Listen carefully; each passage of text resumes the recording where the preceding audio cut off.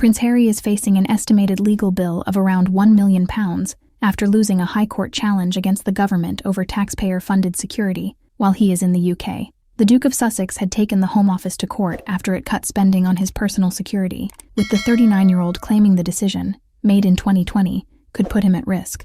But retired High Court Judge Sir Peter Lane rejected the Prince's case in a ruling on Wednesday, and now the royal could also potentially be landed with a huge court bill as a result. On top of likely having to pay for his own lawyers, because he lost the case, it is likely he will now also pick up the bill for the Home Office's legal costs, as is what normally happens to the losing side after High Court hearings. The Home Office costs up until October were £407,000. That included £265,437 for the government legal department, and £137, £864 for barristers, since the legal complaint was filed in September 2021. That total amount was before a 3-day trial in December.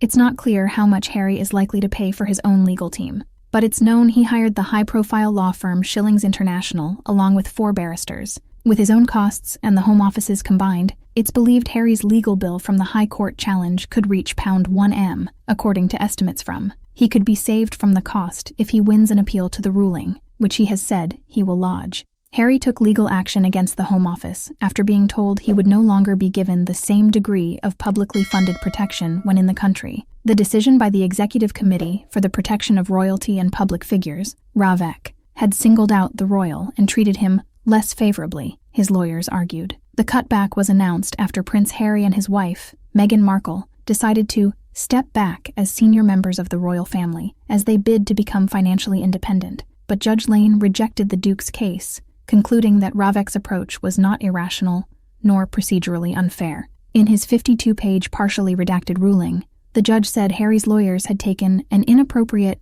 formalist interpretation of the RAVEC process, adding, "The bespoke process devised for the claimant in the decision of the 28th of February 2020 was and is legally sound." Shortly after the ruling, a legal spokesperson for Harry said he would appeal. He said, "The Duke is not asking for preferential treatment, but for a fair and lawful application of RAVEC's own rules, ensuring that he receives the same consideration as others in accordance with RAVEC's own written policy." When asked by The Independent, the Home Office wouldn't comment on its legal costs. A spokesperson said, "We are pleased that the court has found in favor of the government's position in this case, and we are carefully considering our next steps. It would be inappropriate to comment further." The security case is one of 3 recent High Court cases brought by the Duke, alongside claims over allegations of unlawful information gathering against publishers, News Group Newspapers, NGN, and Associated Newspapers Limited, ANL. Earlier this year, Harry settled the remaining parts of his phone hacking claim against Mirror Group Newspapers,